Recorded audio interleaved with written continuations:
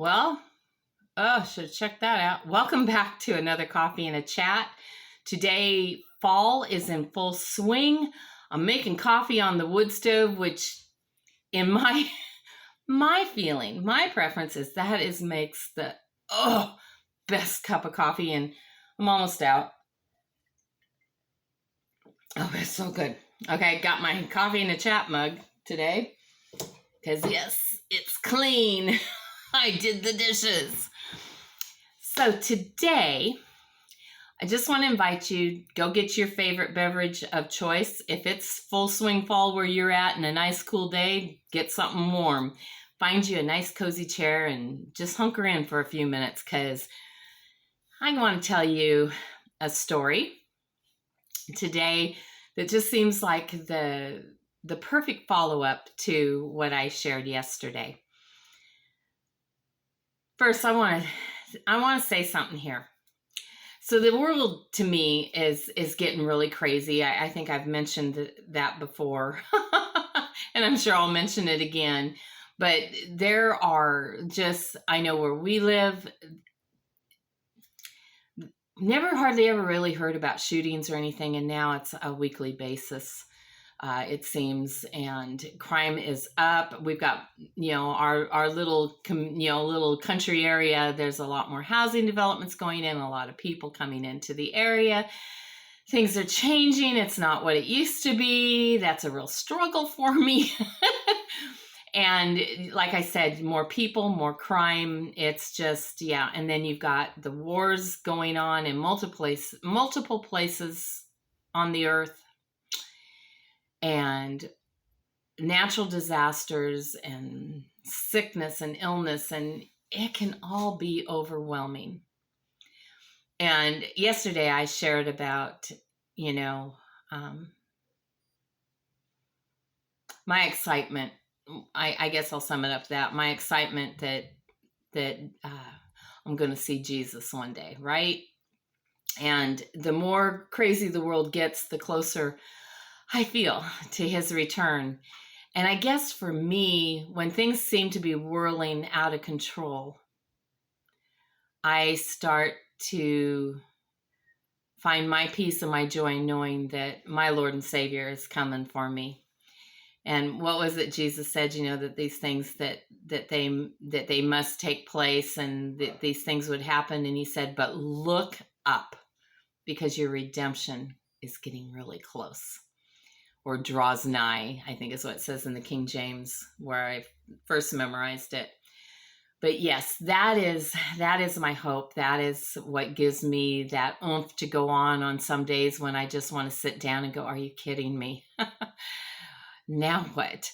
And so in keeping with that, I want to share with you today about when my mother passed away, because it was something else.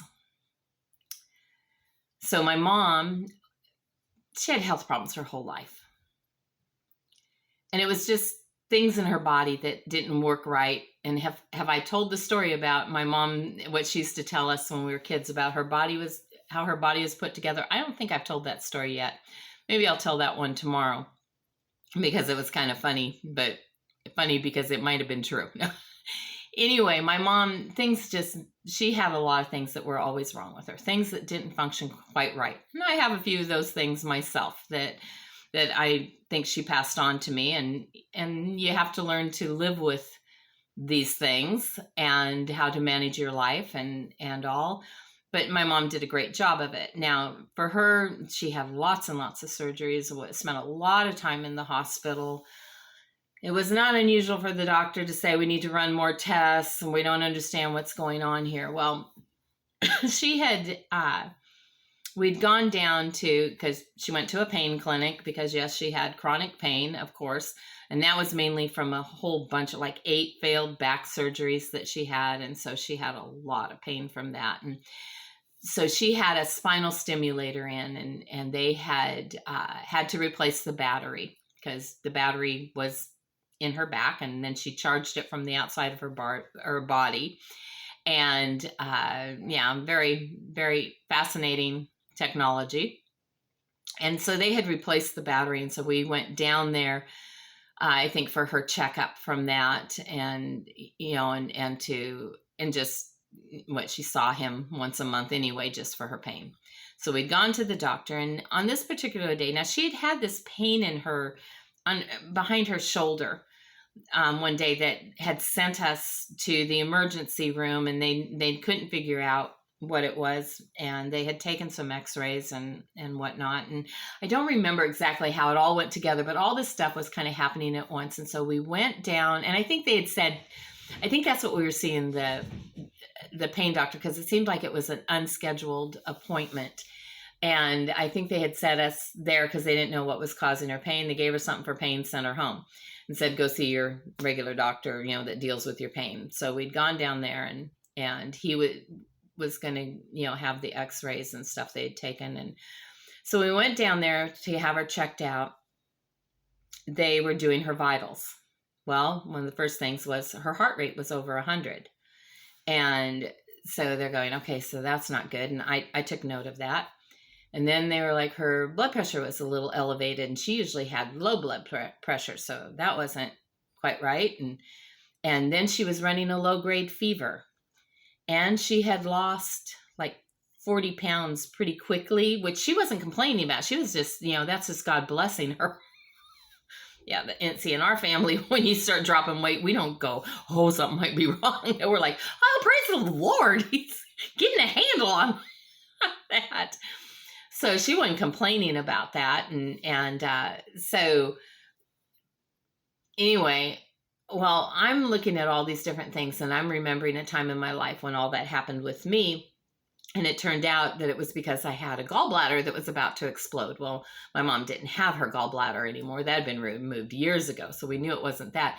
But I'm thinking that's like, like you're running some kind of an infection in your body. And the nurse is like, yeah, that's what I'm thinking too. So you probably need to have that looked at. And so we were, going to go see the general practitioner. Then they, instead of them seeing her there, then they wanted us to go see that person. So they'd hand us off to yet another doctor. And so we went up there, and that was a nurse practitioner that we were seeing at that time. And she ran some tests, and then she called me and said, your mom's anemic, in addition. And then they looked at this x-ray and did a chest x-ray. And then anyway, she goes, we had just come from having some labs run, and she had put a rush on it.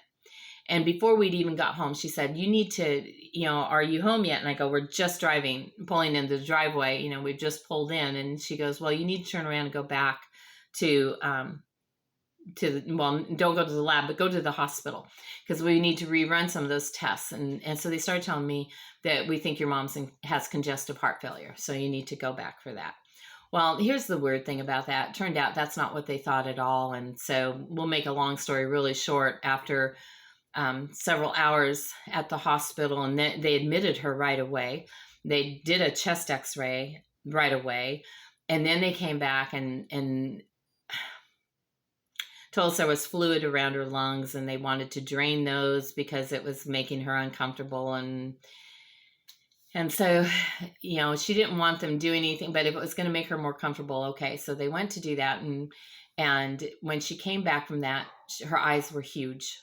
And she was looking at me wide-eyed, and she said, I shouldn't have let them do that. I shouldn't have let them do it, Angie. And I'm like, why not? She goes, I don't know, but something bad just happened. And I know as soon as they did that, we shouldn't have done that. Well, and here's the thing. A lot of times things about yourself that you don't even know And, my feeling, I've got some history in the medical field. And my feeling is you always listen to that patient, because even if they're not educated in the matter, they know things sometimes that they don't even know they know. Listen to them. Pay attention. Don't dismiss things. Don't go, oh, well, and pigeonhole it. Well, it's obviously going to be this or obviously that. So something was wrong, so I'm paying attention. Well, went through a bunch of process at the hospital for a couple of days. And what the outcome was not that my mother had congestive heart failure, but she had cancer. My mom had never had cancer before. And it was pretty late stage. It was a non-Hodgkin's lymphoma. We did not continue testing to find out what kind or anything. She didn't go through She was 85 years old, and she's like, I've been through enough stuff already. If I've got cancer, older people, cancer grows slower usually. And she goes, I just want to enjoy the life I have left. I don't want to spend it being sick from the treatment and all that, and that just, she goes, I just want to go home. And can I just go home? And I'm like, yeah, you can. So they sent us home on hospice. Hospice took over, and it was all about keeping her comfortable. The doctor told me, he goes, it's pretty advanced, but I think you'll probably still have a good 6 months with your mom. From the day they diagnosed her to the day she passed away was exactly 30 days. That's all the time we got. And in that time, though, my mom's attitude was not, I remember we got home and, and there's sometimes you just know things in your spirit. And she was, in her heart, she felt, this is it. This is the one that's going to take me out, isn't it? And she just asked me, Angie, do you think this is it? Or do you think I'm going to pull through it? Well, I just knew in my heart too. We just knew. And I go, Mom, no, I think this one's probably going to be it. And so instead of being upset or crying or acting like of course she wasn't in her 20s, she was 85, but my mom was like, then okay, that's okay. And instead of going into this depression, she started to get happy and excited. It was kind of weird. I'm trying to come to grips with this. I think my mom's dying and I'm going to lose her. And, and it wasn't negative confessions for those of you with the negative confession thing. It just was one of those things that God had told us. We just knew. And it wasn't bad. You see, we're all going to die sometime. And, and when that day comes, it comes. I said yesterday, in the video when I went into labor, it was like, oh, so this is what labor is like. That's what this is. And one day we're going to go, oh, so this is death. And this is how I'm going to leave my body. Okay. And for her, that was it. And so she was really going downhill fast. She ate one meal when we came home. She had me cook her some butternut squash from one of the butternut squashes that I'd got out of the garden. And so I made her this great soup, and she loved it. And then after that, she never really wanted to eat anymore of anything. She'd had a little bit of pudding here and there to take some when they were still giving her some pills, and eventually they went to all liquid, and we didn't have to worry about that anymore.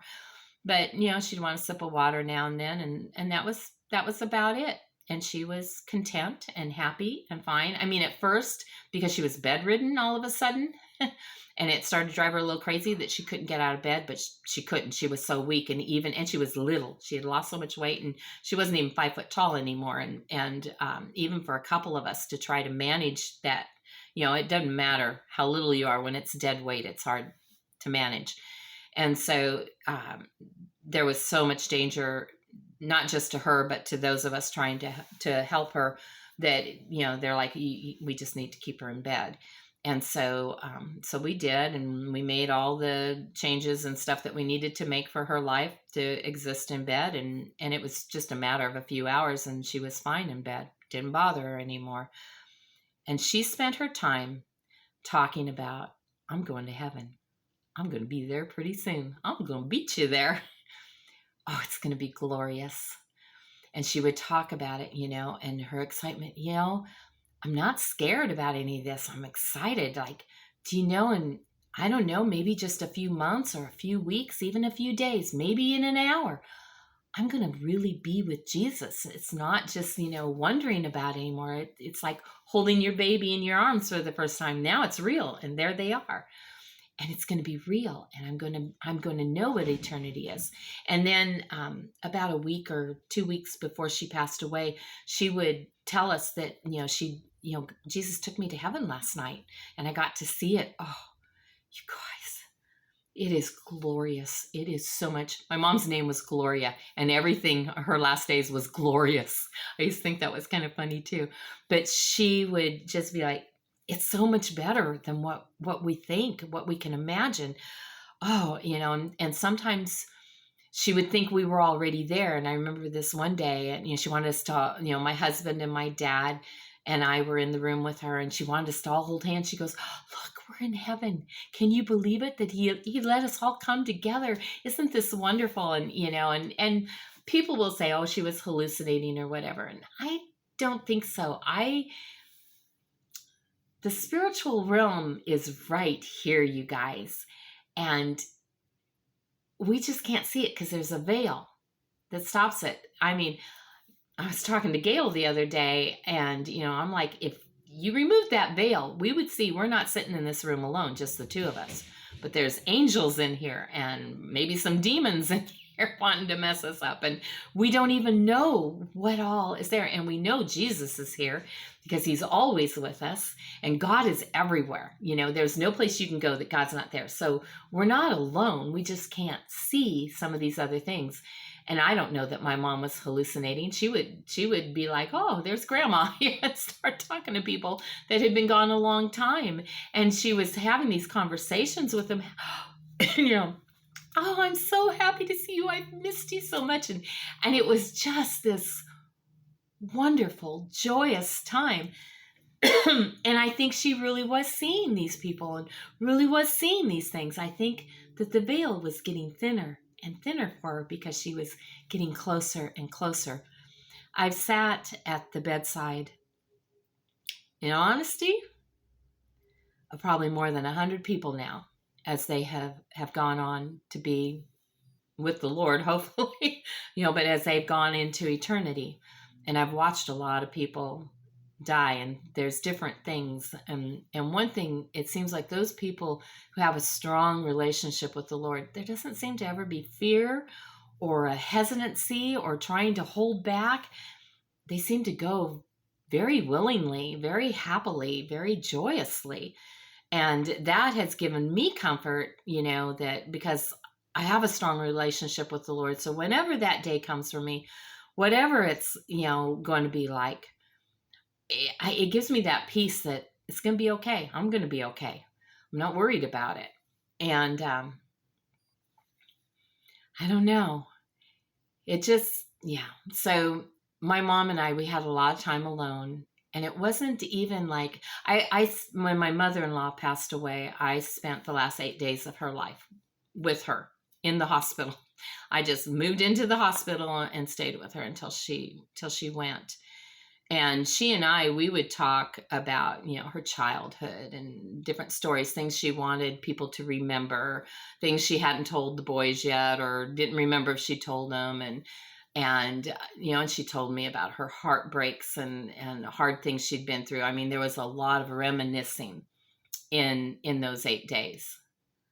But with my mom, it wasn't that way. It's like she'd already said all those things over the years that she felt she needed to say. And now it was about going home. It was about joy. It was about peace. It was about a confident assurance in that relationship with him. And she would have me, now, with the miracle of the internet and YouTube, any song she wanted to hear, I could bring it up for her on my phone. And she wanted to listen to all those songs that would talk about, taking your last breath, or when I die, or when I go to be with Jesus. And, and I even knew some she didn't know, and I'd bring them up, and she'd go, "Oh, that's so beautiful. That's me. That's me. I'm going home."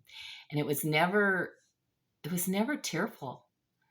We didn't sit and sob and cry, but it was just watching this joy through my mother's eyes as she prepared to go home. And it just was the most beautiful thing. We had such wonderful experiences with her. And then when she finally did, that there was someone here from hospice, but it was a little young gal that had just started working with them. She had never been with anybody when they died before. And so she let me know, and because we knew my mom was close. My mom had slipped into a coma at that point. And she goes, "I just want you to know, I don't really know. I've not had to go through it yet." And so and I said, here it's my mom that's saying, and I'm like, "Honey, it's okay. I've been through this a lot, and I'll know it'll be okay." And so I had stepped out of the room for a minute to talk to my dad and my husband, And she called me on my phone. I was just 2 rooms over from her, but she called me on my phone and she had said, your mom is doing something weird with her breathing. Could you come look at her? And so I came in, and the moment I saw my mom, I knew, because I'd seen this before, and I go, this is it. And, and this little gal, nothing against, I love hospice, you guys. I love hospice. I have worked with them many times. And sometimes, yeah, everybody's got to experience their first death. And when you need workers, they haven't all been through that before. And so this is nothing against them. In fact, I believe that God put that little girl here so that she could have the experience with somebody that wasn't going to freak out or fall apart. And that, I was able to walk her through it. And it was fine. And I was fine with it because this is a good thing. It's just like watching a baby being born. You're being born backwards. It's time, you watch them come into the world and then you watch them leave. And, so I think that everything happened the way it was supposed to, but as soon as I saw my mom, I stepped back into the other room and I told my dad and I told Marvin, I go, it's time. Now this part will make me cry because even though you're, when you can be full of joy and happy, it's the final goodbye. And until I see you again, which will be in eternity, and my mom she's a good mom and I loved her so much. I still do. I miss her. I still sometimes want to pick up the phone. I need to call mom. I haven't checked, and she's been gone for 5 years, but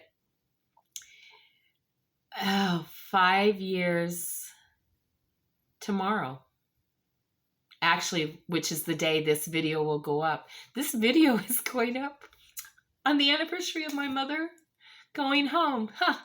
Never realized that. It just now dawned on me. So 5 years today, the day this is going up, my mom went home to be with Jesus. And she went peacefully and happily. And so my dad had Alzheimer's. And but he and my mom had always had this plan that they would go home together because they were the most married couple.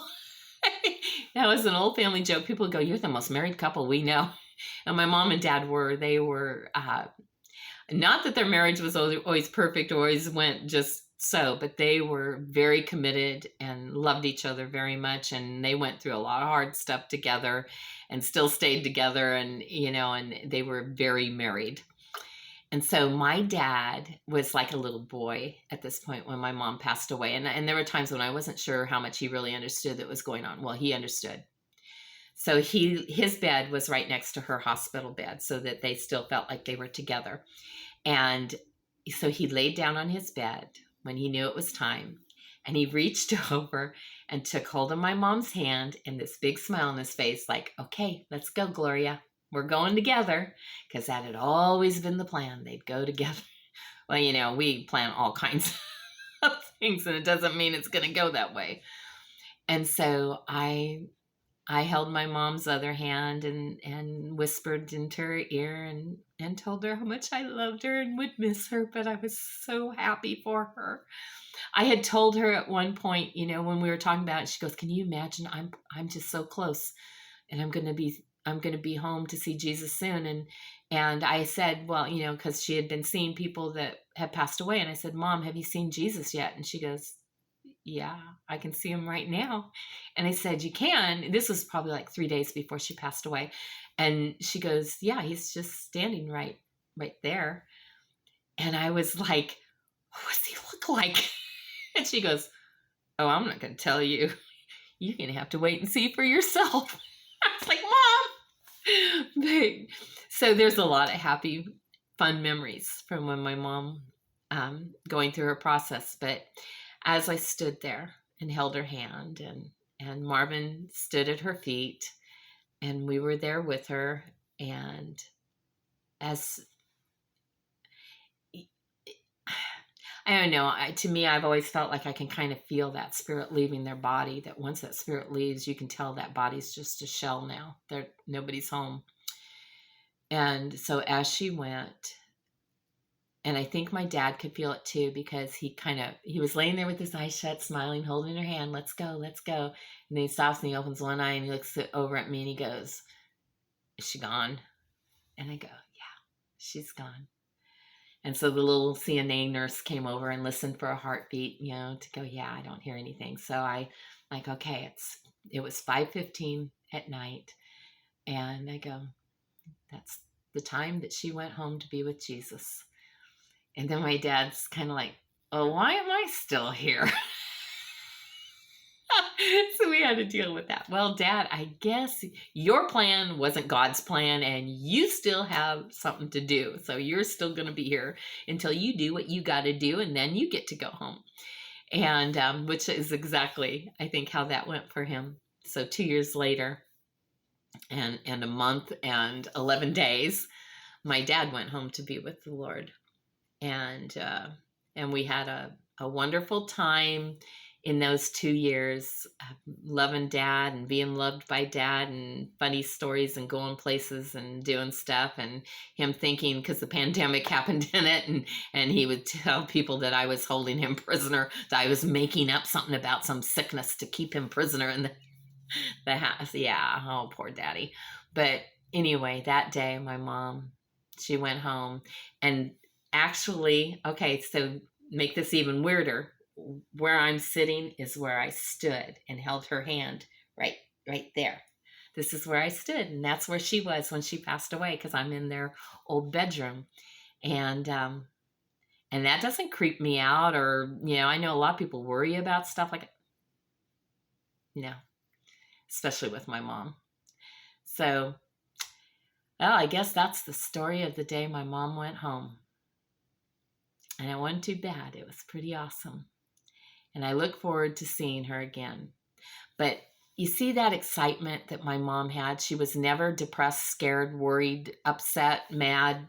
No, it's like, oh, okay, now it's my turn, and I'm going to get to go home. And she was the last one in her family. Her parents had obviously gone on before her, and both of her siblings had already passed away. So she was the only one left. And she was ready to go when she was tired. She was pretty wore out at 85. I remember one day she said, I might live to be 100. How am I going to do that? That wasn't something she wanted. Because, So I want that joy. I want that excitement, so that even when bad news comes, things that maybe will upset other people, I don't want it to upset me. And it's like her eyes were not on what she was leaving behind. It wasn't on the feeling of loss, but her eyes were on the prize of where she was going and what she was gaining. And I think to even live and exist in this world, the more and more it's changing, I see my need to live with my eyes on the prize, right? Where I'm going, that's what gets me through each day. Just wanted to share that with you today. And as I'm sharing it and realizing what day this goes up and everything, it's like, yeah, this was meant to be. This was a God thing. So I hope it blesses you. I hope it speaks to you. And I hope it does a positive work of Jesus Christ in your life. What more could I want? So we'll leave it at that, right? I love you guys. I'll talk to you tomorrow.